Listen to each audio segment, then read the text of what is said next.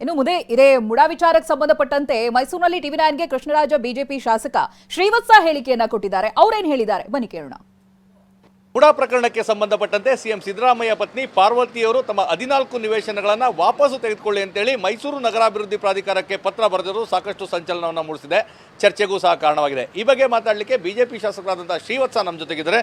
Sir, ಪ್ರಮುಖವಾಗಿ ತಾವು ಸಹ ಹೋರಾಟವನ್ನು ನಡೆಸ್ತಾ ಇದ್ರಿ. ಈ 14 ಬದಲಿ ನಿವೇಶನವನ್ನು ಕಾನೂನು ಬಾಹಿರವಾಗಿ ಪಡೆದಿದ್ದಾರೆ ಅಂತೇಳಿ. ಈಗ ಸಿಎಂ ಸಿದ್ದರಾಮಯ್ಯ ಅವರ ಪತ್ನಿನೇ ಈ ನಿವೇಶನಗಳನ್ನು ವಾಪಸ್ ತಗೋಬಿಡಿ ಅಂತೇಳಿ ಮೈಸೂರು ನಗರಾಭಿವೃದ್ಧಿ ಪ್ರಾಧಿಕಾರಕ್ಕೆ ಪತ್ರ ಬರೆದಿದ್ದಾರೆ.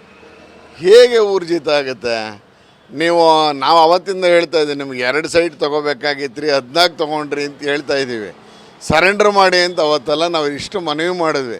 ಸಿದ್ದರಾಮಯ್ಯನವರೇ, ನಮ್ಮ ಜಿಲ್ಲೆಯವರು ಬೇರೆ ಎಲ್ಲ ಅಕ್ರಮಗಳನ್ನ ಬಯಲಿಗೆಳೀರಿ. ನೀವು ನಮ್ಮವ್ರು ತಪ್ಪು ಮಾಡಿದ್ರು, ನಾವೇ ತಪ್ಪು ಮಾಡಿದ್ರು, ಪ್ರಕರಣನ ಹೊರಗೆ ತಗೊಂಬಂದು ತನಿಖೆ ಮಾಡಿ ಅಂದರೆ ಇವತ್ತಿನವ್ರಿಗೂ ಇವ್ರಿಗೆ 14 ಸೈಟ್ ಕೊಟ್ಟು ಕಮಿಷ್ನರ್ನ ಮುಟ್ಟೋಕ್ಕಾಗಿಲ್ಲ. ಇವರಿಗೆ ಇವತ್ತಿನವ್ರಿಗೂ 2 ಕಮಿಷ್ನರ್ ಹಂಗೆ ಓಡಾಡ್ತಿದ್ದಾರೆ.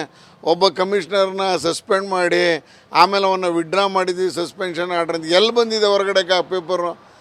ಪ್ರತಿಯೊಂದು ಹೆಜ್ಜೆಲ್ಲೂ ತಪ್ಪು ಮೇಲೆ ತಪ್ಪು ಮಾಡ್ತಾ ಇದ್ದಾರೆ.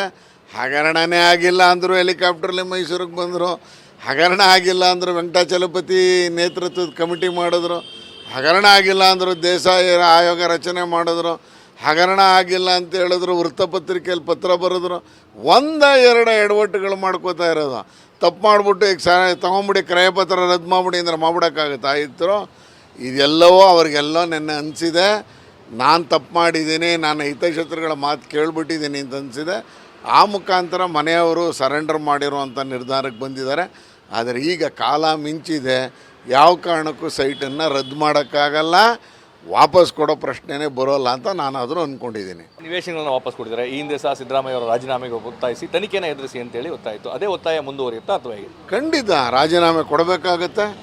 ನನಗನ್ಸುತ್ತೆ ಪುಷ್ಪಾರ್ಚನೆ ಮಾಡೋ ತನಕ ಮುಖ್ಯಮಂತ್ರಿಗಳು ಈ ಜಾಗದಲ್ಲಿ ಇರ್ತಾರೋ ಇಲ್ವೋ ಗೊತ್ತಿಲ್ಲ.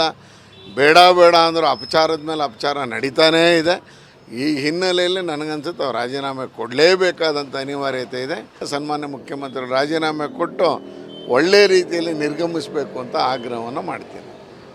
ಇದು ಶ್ರೀವತ್ಸ ಅವರ ಮಾತುಗಳು. ಪಶ್ಚಾತ್ತಾಪದಿಂದಾಗಿ ಈ ನಿವೇಶನಗಳನ್ನು ವಾಪಸ್ಸು ಕೊಟ್ಟಿದ್ದಾರೆ. ಅದೇ ರೀತಿಯಾಗಿ ರಾಜೀನಾಮೆಯನ್ನು ಸಹ ಕೊಡಲಿ, ದಸರಾ ಉದ್ಘಾಟನೆ ತನಕನೂ ಅವರಿರೋದು ನನಗೆ ಅನುಮಾನ ಅನ್ನೋ ಮಾತನ್ನು ವ್ಯಕ್ತಪಡಿಸಿದ್ದಾರೆ. ಕ್ಯಾಮ್ರಾ ಪರ್ಸನ್ ಪ್ರಮೋದ್ ಜೊತೆ ರಾಮ್, ಟಿವಿ9 ಮೈಸೂರು.